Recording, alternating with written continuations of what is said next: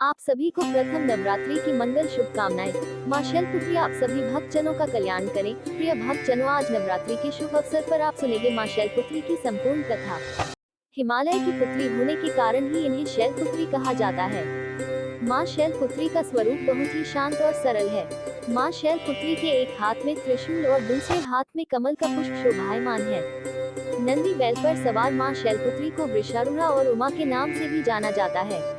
मां शैलपुत्री के विषय में जानने से पहले उनके पूर्वजन्म की कथा सुनना अत्यंत आवश्यक है।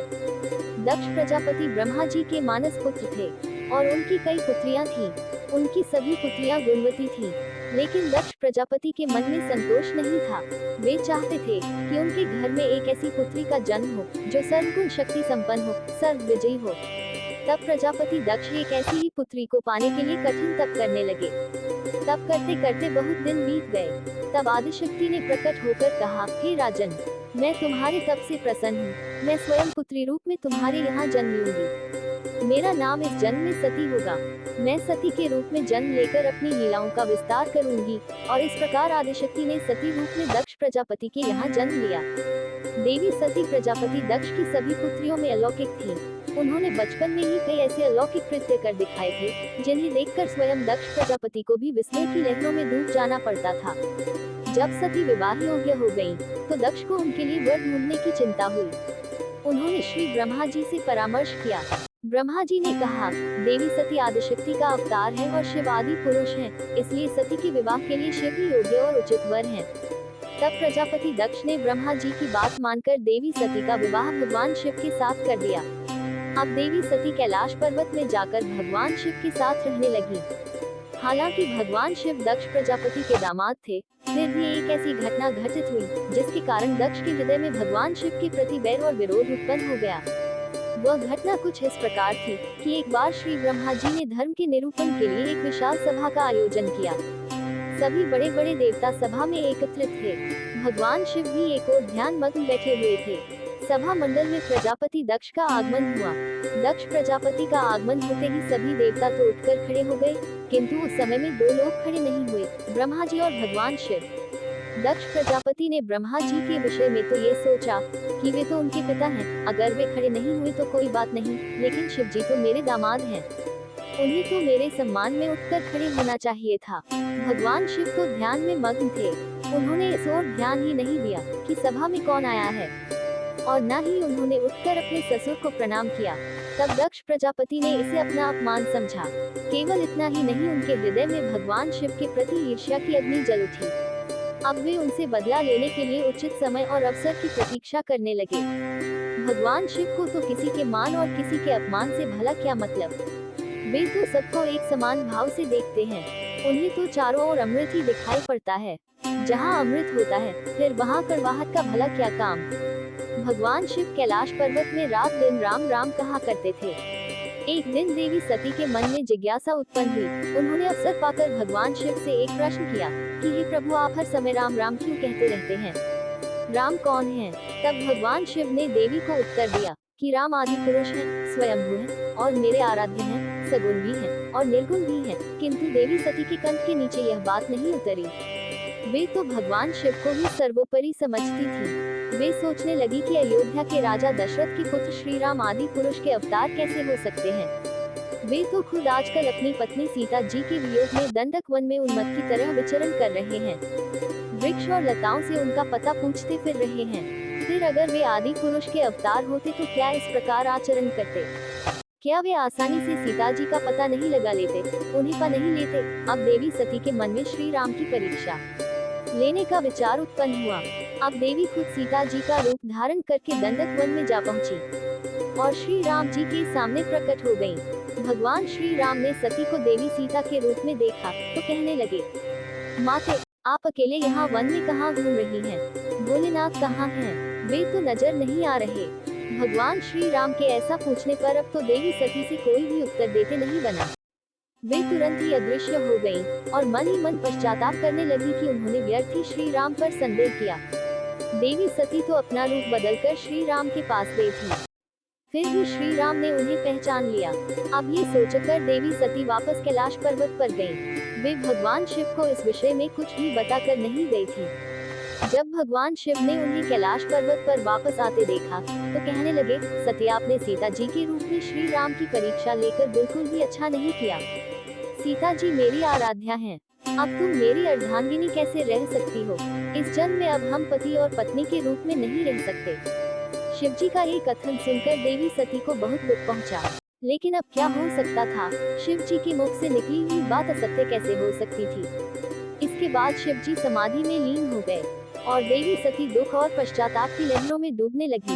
उन्हीं दिनों देवी सती के पिता कनखल में बहुत बड़ा यज्ञ कर रहे थे। उन्होंने उस यज्ञ में सभी देवी देवताओं और मुनियों को आमंत्रित किया था, किंतु शिव जी को निमंत्रण नहीं भेजा, क्योंकि उनके मन में शिव जी के प्रति ईर्ष्या जो भरी थी। कैलाश पर्वत पर जब देवी सती को ये पता चला कि उनके पिता बहुत बड़ा यज्ञ कर रहे हैं, तो उनका भी मन यज्ञ में सम्मिलित होने के लिए मचल उठा। उसी समय आकाश मार्ग से कई विमान उनके पिता के यहाँ होने वाले यज्ञ में जाते हुए दिखाई पड़े। देवी सती ने उन विमानों को देखकर भगवान शिव से पूछा कि प्रभु ये सभी विमान किसके हैं और कहाँ जा रहे हैं? तब भगवान शंकर ने उन्हें बताया कि आपके पिता ने एक यज्ञ की रचना की है। देवी और देवता इन विमानों में बैठकर उसी यज्ञ में सम्मिलित होने के लिए जा रहे हैं। तब देवी सती ने प्रश्न किया कि प्रभु क्या मेरे पिता ने आपको यज्ञ में सम्मिलित होने के लिए निमंत्रण नहीं भेजा? भगवान शिव ने उत्तर दिया कि आपके पिता मुझसे वैर रखते हैं, फिर वे भला मुझे क्यों बुलाने लगे? देवी सती मन ही मन सोचने लगी, फिर बोली, हे नाथ, यज्ञ के अवसर पर मेरी बहनें भी जरूर आएंगी। उनसे मिले हुए मुझे बहुत दिन हो गए हैं। अगर आपकी आज्ञा हो तो मैं भी अपने पिता के घर जाना चाहती हूँ। मैं यज्ञ में सम्मिलित भी हो लूंगी और अपनी बहनों से भी मिलने का सुअवसर मिल जाएगा। भगवान शिव ने देवी सती को समझाया कि देवी इस समय वहाँ जाना उचित नहीं होगा। आपके पिता मुझसे वैर भाव रखते हैं, हो सकता है वे आपका भी अपमान करें और फिर बिना बुलाए किसी के घर जाना ठीक नहीं होगा। किंतु देवी सती अपने मायके जाने के लिए हठ करती रही, बार बार एक ही बात दोहराती रही। उनकी इच्छा देखकर फिर भगवान शिव ने उन्हें जाने की आज्ञा दे दी। उनके साथ ही अपना एक गण भी भेज दिया, जिनका नाम था वीरभद्र। देवी सती वीरभद्र के साथ अपने पिता के घर गईं, किंतु वहां पर किसी ने भी उनसे प्रेम पूर्वक व्यवहार नहीं किया। दक्ष ने भी उन्हें देखकर कहा कि तुम यहाँ पर क्या मेरा अपमान कराने आए हो? अपनी बहनों को तो देखो, वे कितने तरह तरह के सुंदर अलंकारों और वस्त्र आभूषणों से सुसज्जित हैं और एक तुम हो। दक्ष के ऐसा कहने से देवी सती के हृदय में पश्चाताप का सागर उमड़ पड़ा। अब वे पश्चाताप करते हुए सोचने लगी कि उन्होंने यहाँ आकर बिल्कुल भी अच्छा नहीं किया।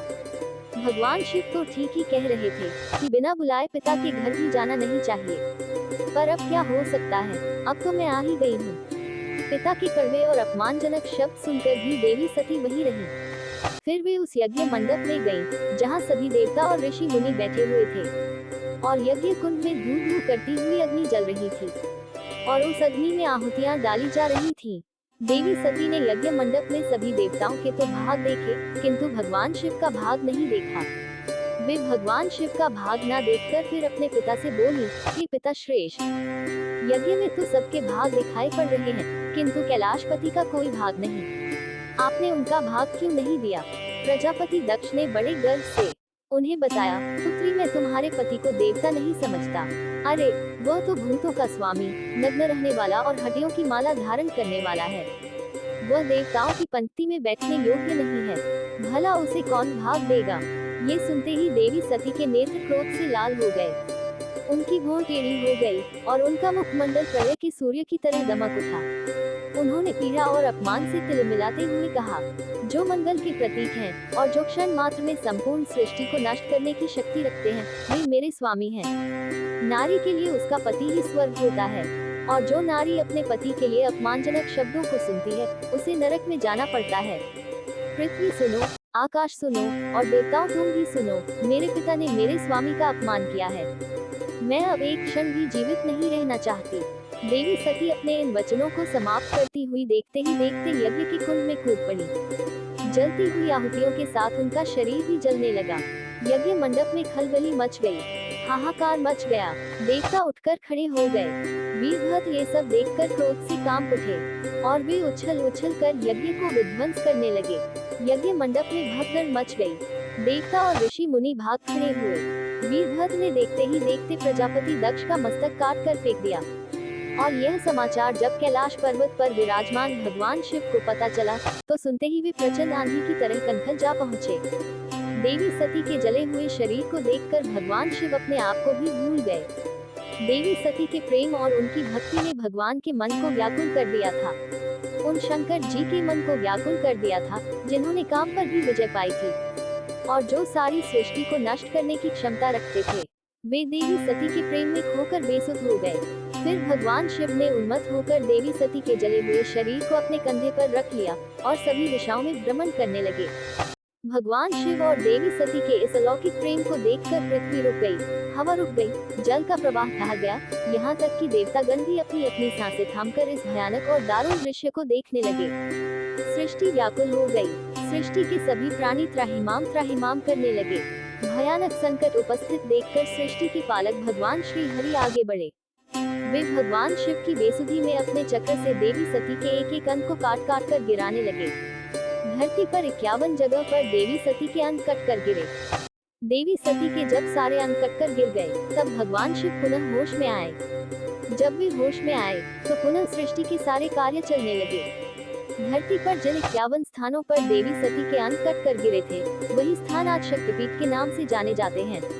आज भी उन स्थानों में देवी सती का पूजन होता है, उपासना की जाती है।